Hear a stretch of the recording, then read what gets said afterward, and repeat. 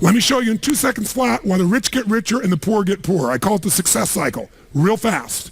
Draw yourself 4 squares, put them up on the screen here. You'll see, as I do this, take a quick look. You'll notice you've got the word potential up in the left-hand square. Up in the right-hand square is the word action.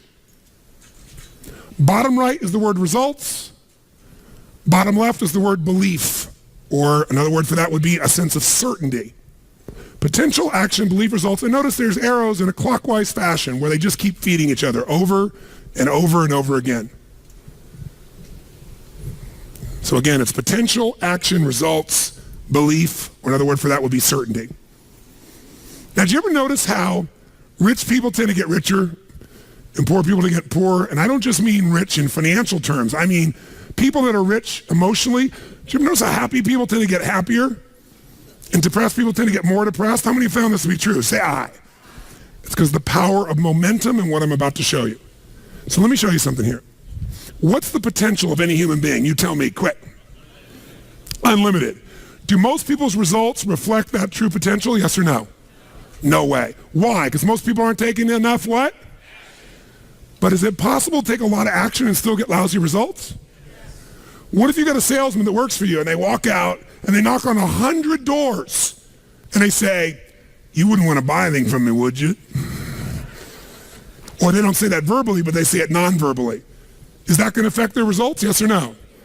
So it's not enough even to take enough action, because when we believe it's not going to work or we're uncertain, does that affect how much of our potential we tap? Yes or no? See, if you don't think it's going to work, you're not going to put out a bunch of your energy when you think it's going to fail. And by the way, when you're not sure, you tap little potential. Do you take little or a lot of action? When you're not sure, when you think it's not going to work, do you take massive action or little action? Now, when you take little potential with little action, what kind of results do you get? Little lousy results. And when you get lousy results, what does that do to your belief? You go, see, I told you it wasn't going to work. Told you it was a waste of time. And then, by the way, when you have less belief, how much more potential do you take? More or less? If it's possible, you tap less potential, more or less action. Less. And what happens to your results? They get even what? And now they got worse results. What does that do to your belief? And by the way, now you see the current economy. Isn't it true? Everybody out there is going, oh my God, the results are so bad, it's going to get worse in the future, so I better pull in my horns, there's less potential, so I'm not going to push as hard. I'm not going to take much action. Oh my God, I'm getting lousy results with little potential of action. Oh my God, it's going to get worse. That's what creates a recession, depression, whatever you want to call it. How do you change that? A lot of people, and even a lot of businesses say, well, gosh, we train our people. Who's ever done this? You train your person, they do well for a while, and then they drop off in their skill set. I don't care if it's sales.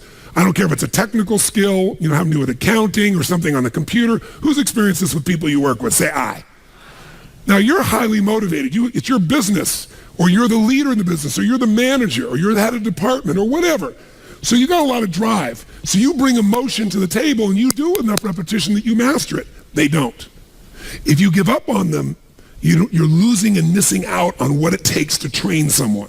So here's how training looks. In the beginning of training, when you first start doing something, how fast do people learn and make shifts? Slow or rapid? Huge rapid change happens, right? There's this giant growth that occurs.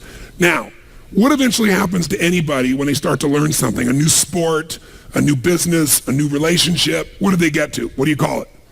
Plateau. So think of it this way. Some people, their philosophy of life is dabbling. Here's what a dabbler does. They take on a sport like, let's say, tennis. And when they're brand new, they know nothing about tennis. They don't know how to hold the racket. They don't know how to swing. They don't know how to keep score. They think love is an emotion when it's a zero, right? There's nothing, right? But from not knowing anything, in a short time with a little bit of training, do they get pretty damn good? Yes or no? If this is 100% mastery and this is zero, they might go to 20 or 30% growth like that within a few days, a few weeks. How many follow what I'm saying here? Say aye. Now what's interesting is, will they top out? Yes or no? There'll be a point in which they plateau. What's a plateau? It's when you're doing the same amount of effort, but you're not getting the same level of reward. You're not making the same progress. So in the beginning, how hard is it to make progress when you're a brand new company? I mean, Creating a product is progress. Selling your first customers is progress. Getting your first account is progress. Pretty easy, right? When you're in a new relationship, just learning about each other and connecting and being intimate, there's progress, right? In playing tennis, taking up a sport, there's so much progress. But in every human being's experience, there's a point where you're working just as hard, but not making so much progress, and people don't like that. That's why I told you this. And what some people do at that point, if they're a dabbler, they decide to quit. This is obviously the wrong job for me. This is obviously the wrong sport. This is obviously the wrong partner. I shouldn't be in a relationship with this person. The minute they get to a point where they're not being fed, their ego is not being fed, they're not growing, they quit. And so if this was, for example, a dabbler who was in a position of tennis, they might quit tennis and now they say, you know what, I'm not a tennis player, I'm going to do racquetball. And they get so excited about racquetball because like, oh, this is cool, look at this. Because within a few days, what happens if everybody? They start from zero and what happens? Lots of what? Tell me, lots of progress, which feels really good, really fast. They didn't know how to racket. They didn't know how to turn. There were walls all around them and a ceiling. In a few days, bam, they're smashing off the back wall and the side wall. They're doing things Z's. And I mean, it's really cool. Plus, they get a new outfit and stuff, so they look cool. They got goggles. They joined a new club. There's all this progress and stuff. So guess what? Grow, grow, grow, grow, grow. Everything's great, great, great, great, great. But eventually, who knows what happens? Eventually, they hit a plateau. And guess what? Rather than training themselves further for mastery, what do? They say it's the wrong sport. I shouldn't do this. I shouldn't be a racquetball player. And if I was going to show you as an example, let me grab this real quick. If they've gone out and they've made all this progress, they're real happy. They go, go, go. They're growing, growing, growing. Boink, they hit this plateau. Wrong sport. Not a tennis player. Go up like this, boink, racquetball, all of a sudden, working hard, not getting a result, wrong thing, wrong relationship, wrong job, wrong mission. So then they go out and play golf and they go, boom. They don't even get the progress. And they go, I didn't need to use the F word that many more times in my life, right? You know, different piece. Now that's what a dabbler does. And by the way, dabblers by their nature are unhappy. Think about this. Even with all the economic challenges that exist, most people in North America for sure have a better quality of life than 95% of the planet. 95% of the planet is living on what? How much? 2/3 of the planet, I should say, is living on $2 a day. Your worst nightmare is somebody else's greatest dream. Most of the planet's greatest dream. Your idea of economic downfall is somebody's dream. That's the truth. And so what happens, though, is, would you agree we have more choices, more freedoms, more opportunities today than any time in human history, yes or no? Yes. Are most people's happy? Is their happiness tied to the quality of life they really have? Because we're a world now that's shallow. Most people are dabblers. They try something for a while, doesn't work out, they do something else. Now, you wouldn't be in this room for 5 days if you were a dabbler, but how many of you got to deal with some of these dabblers out there? Say aye. Dabblers are the people you want to make sure you keep off your team or get off quickly because they're going to quit anyway. And the time, energy, and effort it takes to train a dabbler is the same energy you could have a platinum player. And we're going to show you some ways to do that later on. But let me show you another path for a second before we show you the rest of the training effect. Let's take the path of what I call a stressor. Here's the stressor's philosophy. I find the way. Who can relate to this? Say I. I'm going to find the way, I'm going to achieve it. So they take up a sport like tennis, and it goes like this, and they're doing really, really well, and it's going really great, but eventually, boink, they hit a plateau. Here's the difference. Does the stressor quit? Ever quit? Yes or no? Absolutely not. What does the stressor do when it doesn't work out? What do? Do they settle for it? What if they actually get a little worse for a short time? What happens? They really get stressed when they go, oh, screw this, I'm going to find a way, I'm going to break through, I'm going to learn a book, I'm going to find someone, I'm going to get a coach, I'm going to make this thing happen, I'm going to find a way, I'm going to find whatever it takes to make this thing happen. Poosh! And they break through, ladies and gentlemen. Come on, they break through, ladies and gentlemen. Who knows what I'm talking about here? Say I. And by the way, they break through and all of a sudden they start making progress and they're so happy and all of a sudden, guess what happens? Boink. And they go, damn. How the hell, well, how could that happen? I've been working my tail off. I just had this breakthrough. I just worked through this thing. I just fought through it. But by the way, do they hit another plateau? Yes or no? So what happens here? Do they give up? Do they quit? Do they go, it's the wrong sport? What does the stressor do? They stress out. Shit, I'm gonna find a way. I'm gonna make this thing happen. I gotta make this thing. Come on, figure something out. Let's find this thing. I'm gonna work harder. I'm gonna make more calls. I'm gonna make this thing happen. And all of a sudden, eventually, what happens? Poof! Ladies and gentlemen, the breakthrough again. Come on now.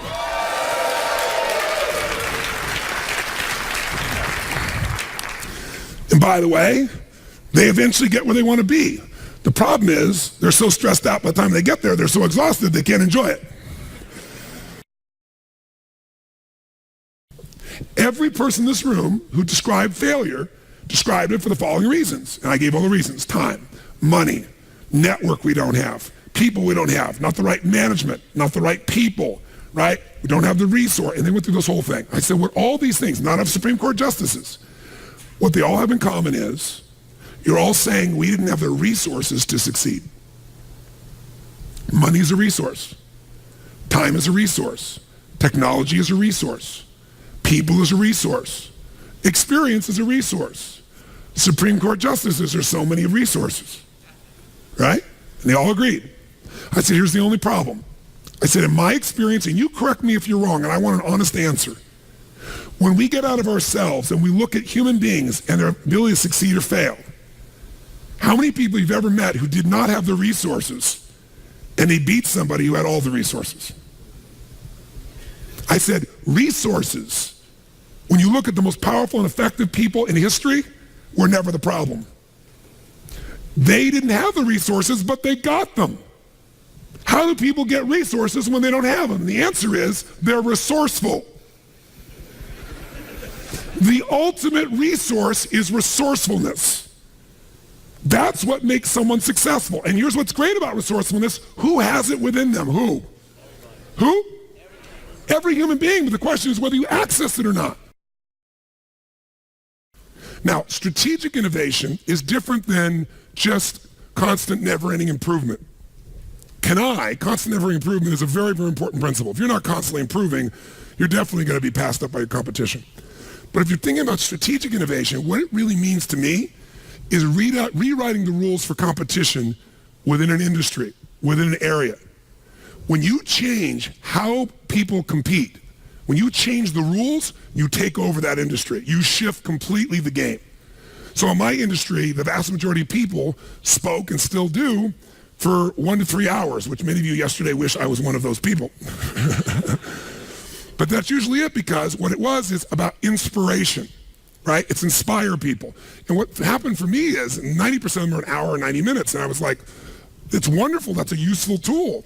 But, inspiration is like motivation. Motivation's nice, and it's like a bath. It doesn't last, but you still take a bath every day. But my view was, how do I get people into immersion? How do I put people in an experience where their life really changes? And so I changed the game, and people never even considered saying, we're going to do 3 or 4 days and nights where you're going to go 50 hours. No one will sit there. They won't sit for a 3-hour movie that someone spent $200 million on. But I changed the game. I changed the rules, because once people got the result, even if in the beginning it was tough on them, by the end, the level of transformation was so huge, it changed the rules, it changed the game, it changed the size, it gave me a brand, it let me dominate an industry. Because when people walk up to me throughout my life, the number one phrase, you can see me anywhere in the world, dozen times a day, not in a seminar, just walking around, is, oh my God, Tonny Robbins, you changed my life. It's like, I always say, you changed, but thanks for the credit, I'm glad I helped. But they'll say that like clockwork, every single time. That's different than I like your product. That's different than I enjoyed your seminar. You changed my life. That changes the rules for competition. That created a different way of competing. Now, I didn't do it to compete. I did it because my passion was I love people, and I don't want them just to be inspired for the moment. I want to make sure they really have the tools, the skills, the ability, the shift that creates a lasting change in their life. And I wouldn't settle for anything less. So you don't have to do it to compete. You strategically innovate because you're obsessed with meeting the needs of your clients. Is it the single most important skill in life? We hate the word selling, so I'll give you a word that it really is that doesn't have the negative connotation. It's the word that all leaders have. What would that word be? Influence. What changes companies is leaders. The only way to change a company is leadership.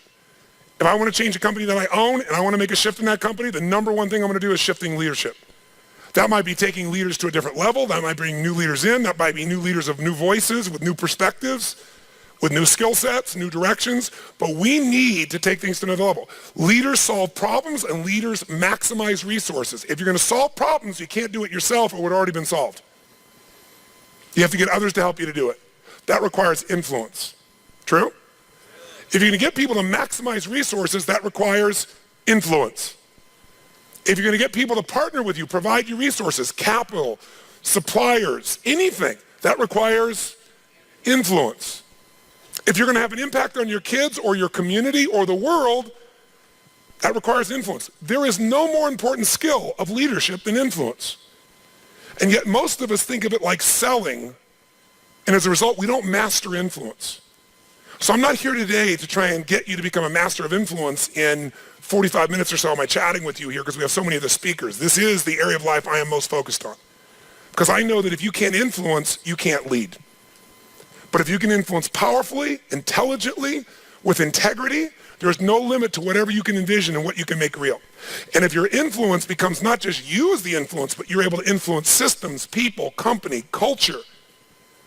If you can turn other people into influencers, now whatever you vision about can be made into a reality. And so as a skill of influence, we got to ask ourselves, how many agree leaders are what change companies? Raise your hand if you agree with that. Say aye. Aye. And leaders' number one skill is influence. If you agree, say aye. Aye. And then the question becomes, how do you influence? If I can be part of what helps you, but you do the major work or you make the final thing, you're going to own it more. So what I would do with people is I'd say, simple, here's your problem. I want you to write down what the problem is and describe it in 2 sentences max. This is your memo. 2 sentences, crystal clear that anybody will understand it. If you have to write more than 2 sentences, you have to tell them a paragraph, the question doesn't work. It has to be maximum of 2 sentences, ideally 1, so crystal clear anybody can understand it. That's number 1. So you write that down. You write down, define the problem with precision. Describe the problem or the request. And sometimes it's not a problem, sometimes it's a request. Can we turn the air conditioning up? Can we turn it down? Can we have lunch at whatever time? Can we do this? Can we do that? Whatever the request may be. So you write it down. Then the second thing I have them do is describe 3 solutions to their request or problems. 3, and I use keywords, 3 cost-effective, intelligent, viable solutions. Might be viable, time viable, resource viable, whatever the case may be, viability.